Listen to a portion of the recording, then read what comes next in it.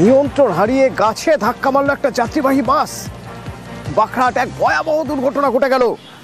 20 জন যাত্রী আহত, তার মধ্যে 10 জনকে কলকাতায় হাসপাতালে স্থানান্তর করতে হয়েছে। কিভাবে ঘটলো এই ঘটনা? শামালী গ্রামীণ স্বাস্থ্য কেন্দ্রে বেশ কয়েকজন ভর্তি রয়েছে। দুর্ঘটনাস্থলে সাতগাছিয়ার বিধায়ক মোহনচন্দ্র নস্কর, সমীর মণ্ডল রয়েছে আমার সঙ্গে ফোনে। সমীর, কিভাবে ঘটলো ঘটনা? দেখো এই সকালবেলায় আচমকাই বাঁকড়াহাট রোডে শামালী চকতলা কাছেই দুর্ঘটনা ঘটে। বাসের রেসারেসি চলছিল, সেই সময় সেই নিয়ন্ত্রণ হারিয়ে রেসারেসির মাঝখানে হারিয়ে যাওয়া একটি গাছে, রাস্তার ধারে একটি গাছ ছিল, সেই গাছে ধাক্কা মারে। আর গাছের পাশাপাশি ওখানে বাজার বসে, সেই বাজারে কেউ ছিল না সেই সময়, খুব বেঁচে গেছে। বাগড়াহাটে রোডের ওপরে নিয়ন্ত্রণ হারিয়ে গাছে ধাক্কা মারে বেসরকারি, ঠিক রসপুঞ্জের সামনেই দুর্ঘটনা ঘটেই। দুর্ঘটনায় আহত হয়েছে বেশ কয়েকজন, আহত হয়েছেন। তাদেরকে সামনেই একটি শামালী হাসপাতাল আছে, সেই হাসপাতালে নিয়ে যাওয়া হয়েছে। আরো অবনতি হওয়ার জন্য তাদেরকে কলকাতার বেসরকারি একটি হাসপাতালে নিয়ে গেছে। এবং এই 75 নম্বর রুট AR-ST8 রেসারেসি করছিল, সেই সময় নিয়ন্ত্রণ হারিয়ে এই ঘটনা ঘটে। 20 থেকে 25 জন এই আহত হয়েছে, তার মধ্যে 15 জন আশঙ্কাজনক হওয়ায় তাদের কলকাতায় স্থানান্তর করা হয়েছে। অতনুদা, ধন্যবাদ।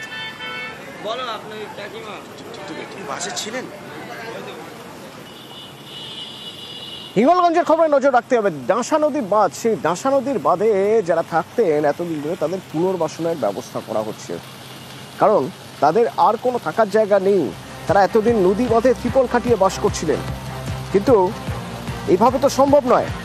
তাই বাঁধ ফাঁকা করতে সরকারি জমিতেই তাদের পাকা বাড়ির ব্যবস্থা হয়েছে। এই বিষয়ে আরো কথা বলবো, আমার সঙ্গে অনুপম রয়েছেন সরাসরি। অনুপম, তাদের কোথায় জমি দেওয়া হয়েছে, বাড়ি তারা কিভাবে তৈরি করবেন, সেই সামর্থ্য কি তাদের রয়েছে? প্রশাসন কতটা কিভাবে হেল্প করছে?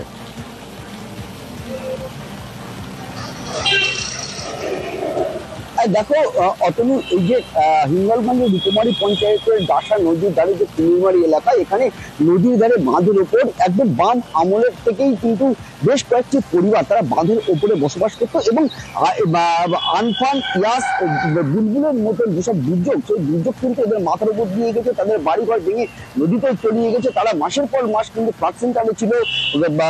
এরপর যখনই প্রতি বছর যখনই দুর্যোগ আসে, তখন কিন্তু তারা সেদিকে মেঘ দেখে এবং এর বাড়িঘর ছেড়ে কিন্তু তাদের ফ্লাড সেন্টারে গিয়ে আশ্রয় নিতে হয়।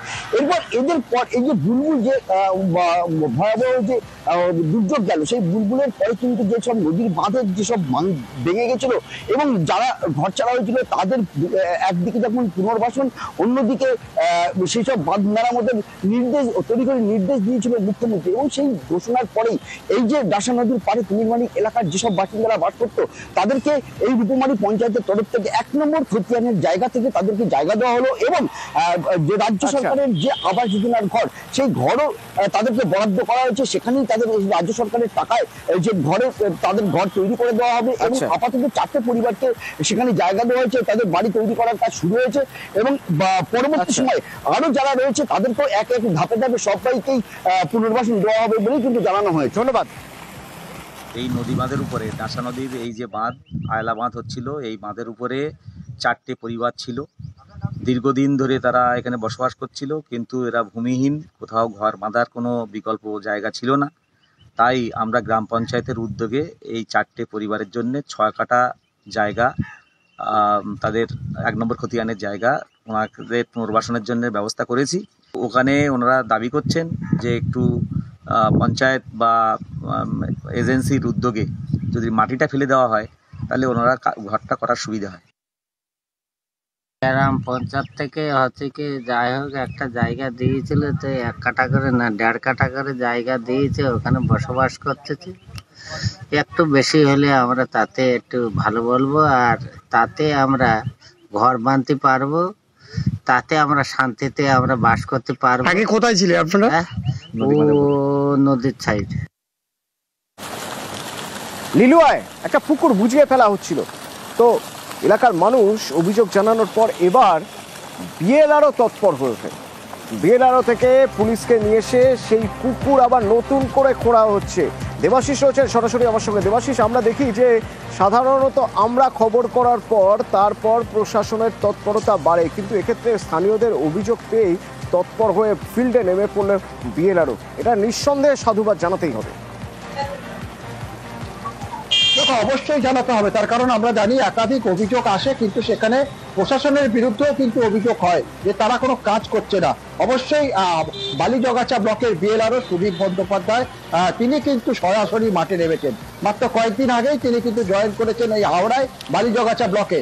আর গতকাল আমরা যা দেখি তা হচ্ছে হাওড়ার লিলুয়ার বালি বিধানসভায় এবং বেশ কিছু পঞ্চায়েত এলাকা যেটা লিলুয়া থানার অন্তর্গত পড়ে, সেই এলাকায় যেখানে যেখানে পুকুর বোঝাই হয়েছে সেই এলাকাগুলিতে তিনি তন্ন তন্ন করে খোঁজেন, কারা করছেন, কিভাবে করছেন, ম্যাপ হাতে নিয়ে তারা কিন্তু সেই কাজগুলি করতে থাকেন।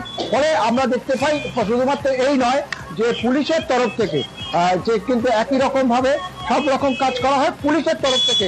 নবোদয় পল্লী যেখানে কিন্তু পুকুর বোঝাইয়ের অভিযোগ, পাশাপাশি দেখা যায় যে সেখানে মহিলাদের হুমকি পর্যন্ত দেওয়া হয়েছে। এই অভিযোগ পাওয়ার পরে কিন্তু সরাসরি ডিসি পদমর্যাদার অফিসার সেখানে গিয়ে পৌঁছান এবং তিনি কিন্তু বারবার করে বিএলআরওর কাছে রিপোর্ট পাঠাবেন এবং সেই পুকুরটিকেও যেন কাটানো হয় তার ব্যবস্থা করবেন। আর ইতিমধ্যে কালীতলায় আরো একটি পুকুর, যেই পুকুরের অভিযোগ ছিল সেই পুকুর কিন্তু খননের কাজ ইতিমধ্যেই শুরু করা হয়েছে জেলা প্রশাসনের তরফ থেকে। অতনু, ধন্যবাদ দেবাশিস। এই পুকুরটাকে আমরা অভিযোগ পেয়েছিলাম, এটা অ্যাকচুয়াল ডোবা ক্লাসিফিকেশন, মানে ওয়াটার বডি। সেই ক্লাসিফিকেশনে আমরা যখন পাই, আমরা তখন আমাদের টিম নিয়ে ওখানে একটা এনকোয়ারি হয়। এনকোয়ারি করে দেখা যায় টোটাল 16 শতক মতো জমি আছে, তার মধ্যে 2 শতক জমিতে একটা ফিল আপ হয়েছে এবং টিন দিয়ে ওটাকে সারাউন্ডেড করা আছে।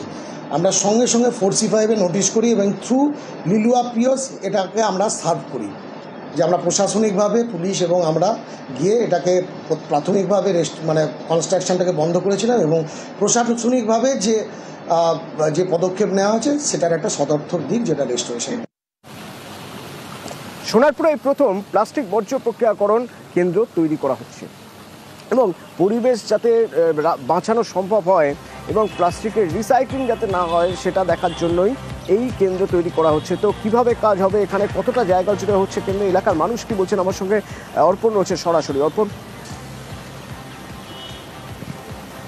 একদমই, দেখো রাজপুর পৌরসভার যে রাজপুর সোনারপুর পৌরসভা রয়েছে 35টি ওয়ার্ড, সেই ওয়ার্ডের বিস্তীর্ণ এলাকায় এই যে প্লাস্টিক যেগুলো ব্যবহার করার পরে যে প্লাস্টিক যত্রতত্র পড়ে থাকে সেই প্লাস্টিকই রিসাইকেল করা হবে এবং ইতিমধ্যেই তার কাজ শুরু হলো এবং আগামী কয়েক মাসের মধ্যেই এই যে প্রক্রিয়াকরণের যে মেশিন পার্ট সেটি বসে কমপ্লিট হবে এবং এই মেশিন বসার পরেই যেটা দেখা যাবে, যেটা মনে করা হচ্ছে যে এলাকার যে প্লাস্টিক যেগুলো ব্যবহার করার পর যেগুলো ফেলে দেওয়া হয়, যার কারণে তুমি জানবে সামনেই বর্ষাকাল, বিভিন্ন ড্রেন এবং প্রকৃতির যে ভারসাম্য সেটা নষ্ট হয়, সেই ভারসাম্য নষ্ট হবে না এমনটাই মনে করছেন। সাধারণ মানুষকে এগিয়ে আসার জন্য রাজপুর পৌরসভার পক্ষ থেকে আবেদন জানানো হয়েছে। সেখানে বলা হচ্ছে যে বাড়িতে ওয়েস্টেজ প্লাস্টিক সেগুলো একটা জারে বা একটা বস্তাতে ভরার জন্য এবং সেখান থেকে